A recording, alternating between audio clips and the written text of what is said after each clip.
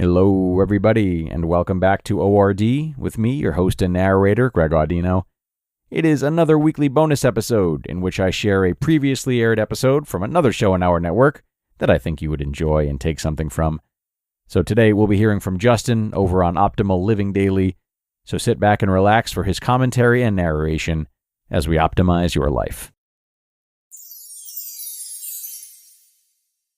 Is Happiness Important? By Nicholas Kraft with livehappy.com. When setting out to make a documentary about happiness with Adam Schell, I would not have considered this subject to be controversial. Thought-provoking? You bet. The catalyst for conversations among audiences? Hopefully. But when our adventure began more than a year ago, I certainly didn't think we'd be met with skepticism. But we have, a great deal of it. So I think it's worth investigating the doubt we've encountered while traveling the country. Overwhelmingly, the people we've met on our adventure have been supportive and optimistic about the project. They seem to immediately get it and understand the importance of what we've set out to do. Perhaps this is why I've begun to pay more attention to the dissenting voices of skepticism. They stand out more in a sea of positivity. To be clear, these are not people whom I would characterize as grouchy or contrarian. In fact, many of them are delightfully upbeat and happy. But I have come to appreciate their skepticism about the importance of happiness. It is my assumption that if you have come to this article via Live Happy, you do not fall in this camp of skeptics and critics. It is also my assumption that, like me, you believe happiness is important. Happiness is a universal human desire.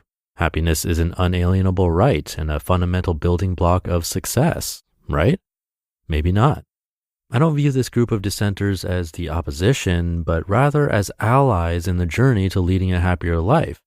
In fact, I believe those of us living on a steady diet of self-help and how to be happier lists may find the greatest insights into living happy come from the conversations I've had with these skeptics rather than the happiest people in America.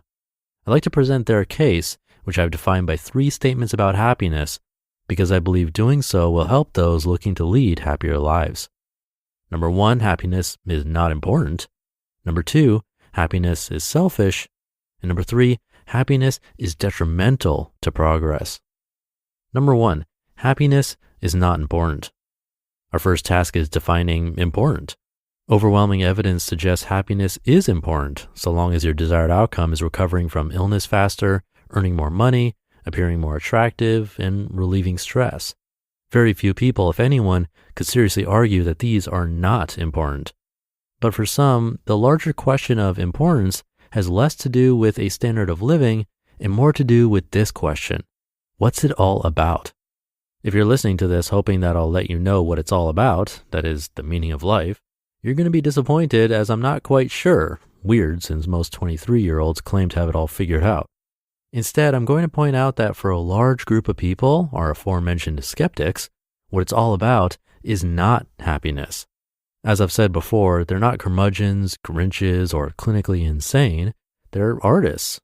All right, some artists may very well be clinically insane, but it's certainly not a requirement. I use this label to describe anyone whose primary quest is creation. A painter is an artist whose brushstrokes withstand centuries of change and remind us of our cultural roots. A novelist is an artist whose words provoke our imaginations to explore new worlds. An astrophysicist is an artist whose theories and calculations help translate the mysteries of the cosmos into language and common understanding. This group is not motivated by a pursuit of happiness, an often fleeting feeling, but instead by a desire to make sense of the world. They want to leave behind tangible evidence of their accomplishments in hopes of enriching lives even after theirs has ended. Of course, one byproduct of discovering a new particle or receiving a standing ovation is the warm glow we'd call happiness. But that is not their principal motivator. What is most important is not the feeling they receive, but the effect of their work. Perhaps this is one of the reasons our society has the tortured artist archetype. Number 2, happiness is selfish. I must admit that while none of the skeptics are grouchy, there has certainly been an undertone of disdain for the self-help industry. There are a number of influencing factors, but I believe the common belief is that self-help with regards to happiness is primarily self-serving. The individual is the sole recipient of that dopamine release, and while happiness is absolutely contagious, most people are not looking to be happier for the benefit of those around them. Even more upsetting to this group is the belief that self-help arises from growing amounts of narcissism within our society. Despite what our founding fathers wrote, for most of our country's history, people were not entitled to feel happy. That said, being happy or wanting to be happy does not make you selfish. In fact, through this project, I've discovered that many of the happiest people in the country are also the most selfless. Acts of service yield the best return on investment. Take note of this as we'll return to this point in a moment.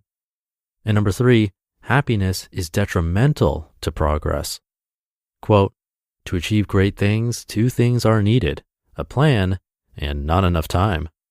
Leonard Bernstein. Most people have heard the expression, a fire under your ass, and I imagine that all who have considered it wouldn't willingly sit on a wicker chair atop a campfire. But the reality is, necessity drives innovation and progress, but so does stress, as illustrated by Leonard Bernstein's brilliant observation about the need for not enough time. When charting personal growth, I've observed that the largest leaps come during times of stress.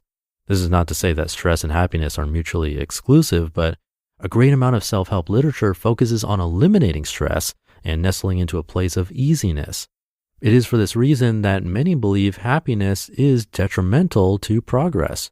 Why push boundaries and venture outside of your comfort zone if you're happy? Doing so may result in stress, frustration, and a sudden depletion of your once blissful state. The good news.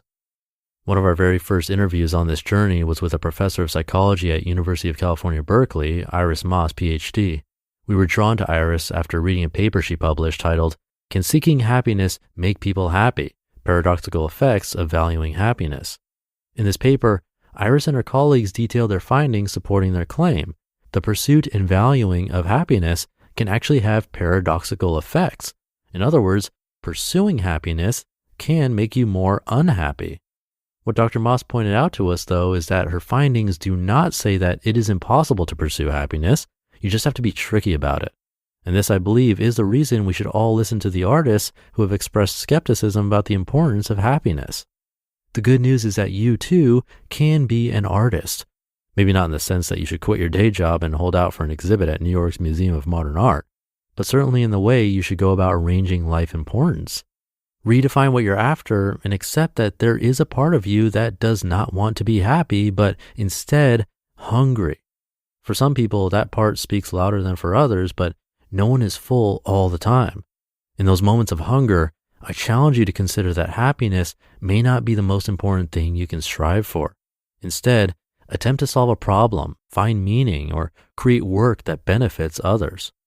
As I noted before, acts of service are among the best things you can do for yourself. And if we remember that nearly all forms of art and creation are acts of service, there's practically no limit to the happiness you can create. Let happiness be the pleasant byproduct of your pursuits, not the pursuit itself. You just listened to the post titled, Is Happiness Important? By Nicholas Kraft with livehappy.com. And thank you to Nicholas for what I'd consider a much different kind of post than what we often hear on this show, and super important, especially in these current times. I do think there can be a lot of selfishness in pursuing self-help, but if taken from the context of us as a group, including our family, friends, and really the world, then we can make more and better progress. As you might have heard on this show, if not one of our others, if you want to be happy, try making someone else happy. It'll likely flow right back to you. Something to keep in mind, but that'll do it for today. Thank you for listening and sticking around until the end. Have a great weekend if you're listening in real time, and I'll see you tomorrow as usual, where your optimal life awaits.